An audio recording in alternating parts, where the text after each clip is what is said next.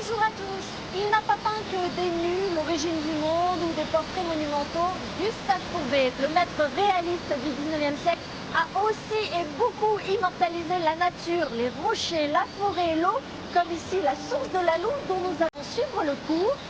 Bienvenue sur le chemin de Courbet dans le Doubs.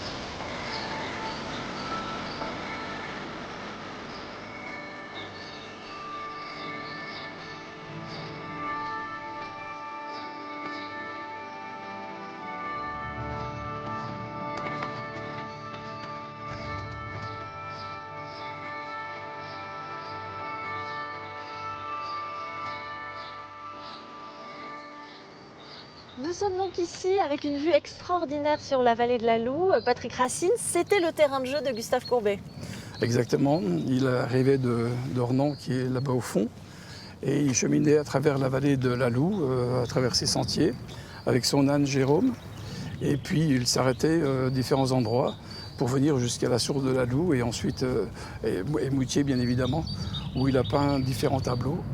Même quand il est une fois connu à Paris, quand il a un atelier à Paris, il revient toujours à Ornans et dans la vallée. Ah, c'était nécessaire. Il n'a jamais peint Paris par exemple. Il n'a jamais peint Besançon non plus, je ne crois pas. Voilà, les grandes villes ne l'attiraient pas. Il venait se ressourcer dans sa région, celle qu'il connaissait parfaitement, celle qu'il aimait. Et il peignait sur place ou il peignait avec ses souvenirs de ses balades? Il faisait les deux en fin de compte. La vallée de la Loue, il venait peindre sur place. Moutier-Haute-Pierre, il l'a peint même au bord de la mer, par exemple. Ah oui. Il décalait, il aimait bien associer différentes choses. Il pouvait être au bord de la mer et puis remettre les roches de Haute-Pierre en bordure de la mer. Et un crochet comtois? Non, pas crochet. Quand même.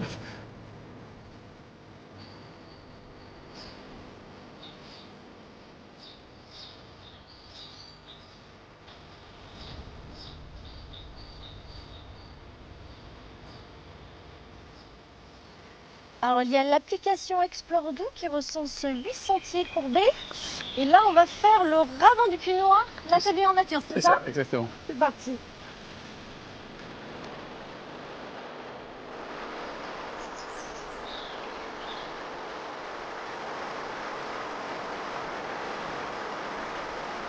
Voilà Florence, on arrive enfin au ruisseau de la Brême. La Brême est une petite rivière qui fait 14 km de long, qui se jette dans la Loue à Mézières-Notre-Dame. Il s'appelle également le ruisseau noir, en fonction de la mousse, en fonction de la pierre qui a pris des teintes mousseuses également. On est dans un cadre majestueux, avec des roches, avec de la mousse, avec des grands arbres. C'est splendide. Tout ça représente effectivement la peinture de Courbet.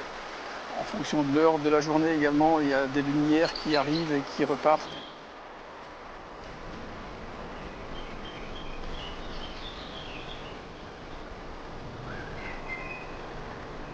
Le Punoir et ce ravin du Punoir, il les a peints beaucoup, Courbet? Je crois qu'il les a peints une quinzaine de fois. Il aimait revenir après ces déboires parisiens, après la commune de 1871. Il venait se ressourcer ici pour pouvoir retrouver un certain état d'esprit. Et puis il avait amené également ses amis peintres locaux, tel Ordinaire, tel Pata, à tel point qu'à un moment donné, les gens appelaient ça le salon des peintres.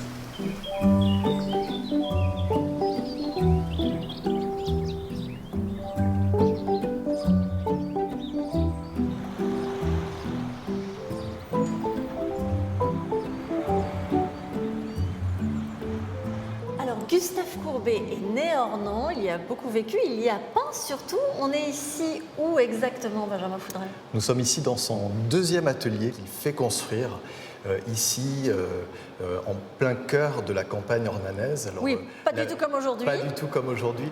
On a acheté tous les terrains qui vont jusqu'aux falaises, ce cirque calcaire qui entoure Ornans, effectivement, et jusqu'à la Loue qui coule en contrebas. C'est un peu la préfiguration de ce que va être la maison de Monet à Giverny, finalement. Et d'ailleurs, on sait que ces deux artistes ont été très proches. C'est lui qui fait le décor. Exactement. Le seul décor peint par l'artiste. On a deux vastes panoramas, la Seine près de Bougival et l'Escaut se jetant dans la mer. Deux paysages paradoxalement très lointains pour nous, mais qui ont été très chers dans la carrière de l'artiste. Et puis on a ce ciel parsemé d'hirondelles que Courbet va peindre en partie et puis que sa sœur va restituer sur l'extension qu'elle va construire plus tard.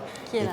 qui est tout à fait là et qui a été le lieu du premier musée Courbet à Ornans au début du XXe siècle. Et ce rouge, il est très vif, c'est étonnant ça quand même. Ce rouge effectivement surprend. C'est là toute l'atmosphère des peintres du XIXe. Ils peignaient dans des environnements colorés, dans lesquels par exemple Courbet va peindre, c'est à la Lie du Cerf, ce réalisme qu'affirme Courbet, qui va devenir le chef de file de ce mouvement, c'est effectivement prendre ces sujets dans son quotidien, dans ce qu'il voyait, que ça va passer à la fois par le choix des sujets, des cadrages, mais surtout par la matière picturale. C'est vraiment ce qui va faire de Courbet finalement le père naturel d'une nouvelle génération, la génération impressionniste, de Monet notamment, avec qui il va nouer une relation privilégiée, amicale, artistique, comme finalement un jalon fondamental dans l'évolution de l'histoire de l'art occidental.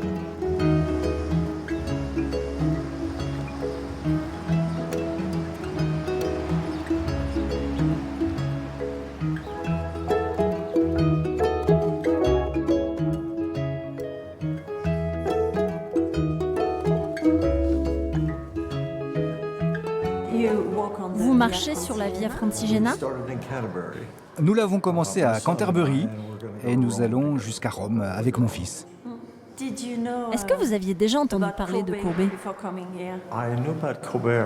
Je connaissais Courbet, oui, mais je ne savais pas qu'il était d'ici. J'aime ses peintures, j'aime comme l'eau s'écoule. J'ai vu ces falaises en arrivant au bus ce matin et je me dis maintenant, ah, je sais où il les a vues. Beaucoup de paysages sont beaux, mais quand vous réalisez que vous y êtes allé, cela les rend plus attachants encore.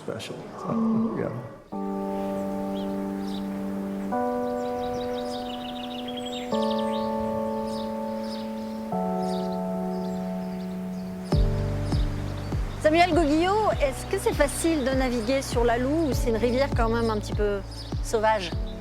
C'est une rivière sauvage, c'est pas une rivière toute calme, c'est pas tout plat tout le temps, on a des rapides.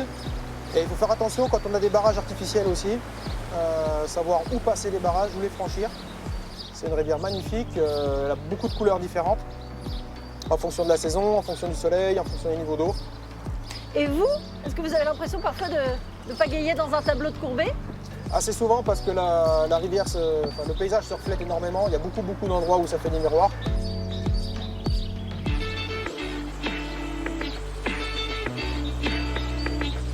Et voilà. Merci beaucoup, Samuel. De rien. Pour cette balade rafraîchissante.